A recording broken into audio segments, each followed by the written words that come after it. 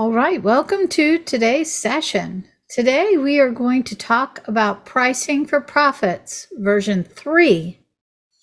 I'm your host, Donna Bordeaux with pyopaccounting.com. We specialize in working with ceramic art studios all across the United States to help make sure that they are doing well as an industry and that their pocketbooks are lined well because they are growing and very profitable.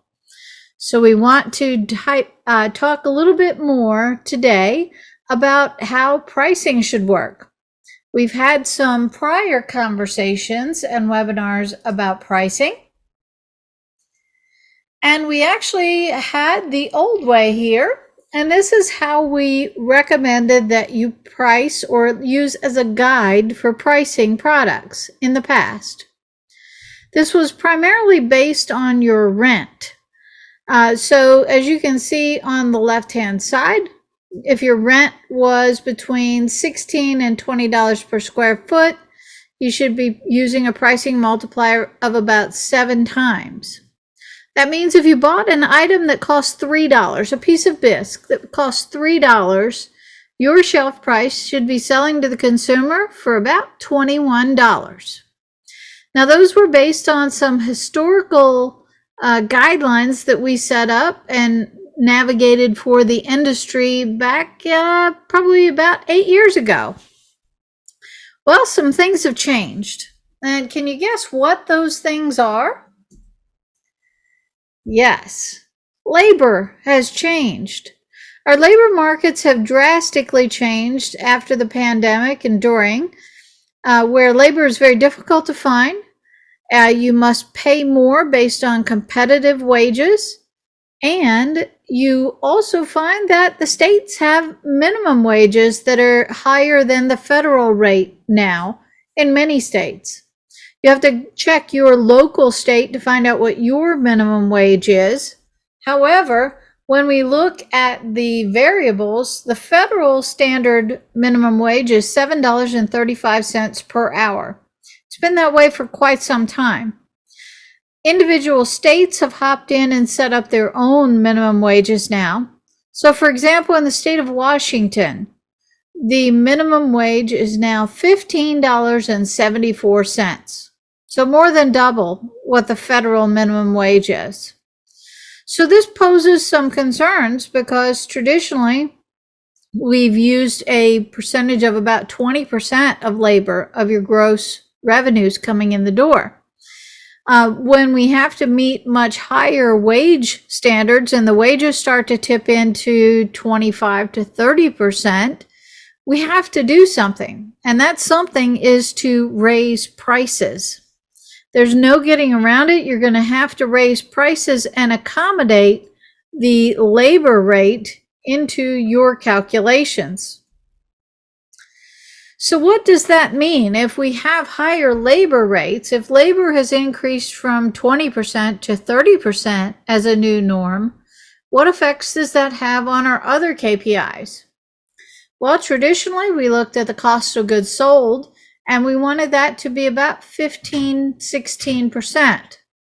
Well, now that our costs are, even though those costs maintain about the same rate, we have to look at the fact that labor has increased and will take more of our profits to keep that labor in place.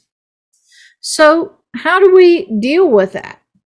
Well, I've struggled and looked at this for quite some time now and tried to think of what new way should we look at pricing to provide new guidance for studio owners to make sure that they don't just take that profit out of their bottom line and spend it all on labor. Traditionally, we looked at profitability trying to be in the neighborhood of 20 to 25%. If our labor costs are 10% higher and we had 25%, that means we just lost 10% on labor, so our maximum profitability would have gone down to 15%. We need to accomplish the increase in labor heading into our pricing so that we get those ratios back in line. So we have a new way we want to look at how we deal with pricing and giving you some guidance. So let's take a look at the new way to help you guide on prices. We now have a new chart. That new chart is going to have two things in a matrix. So going down the left-hand side, you'll look at your state's minimum wage. Now, if in fact your minimum wage is $7.35, but you have to pay $10 per hour, you can use the $10 an hour number in the left-hand side. That should actually be what your store minimum wage is. Where would you start a base employee and work from there? Across the top line, you're going to look at your rent per month. Now we used to use the per square foot price. We're actually changing that up a little bit, trying to make this a little more simplified for you. And we're calculating it based on the rent now. So let's do a little calculation. Let's say that your minimum wage is $10 per hour and your rent is $3,000 per month. That means that your multiplier needs to be here at 9%. Or I'm sorry, not 9%, 9 times. So if you bought that same product we talked about in the earlier example for $3, now your selling price must be $27 for that product.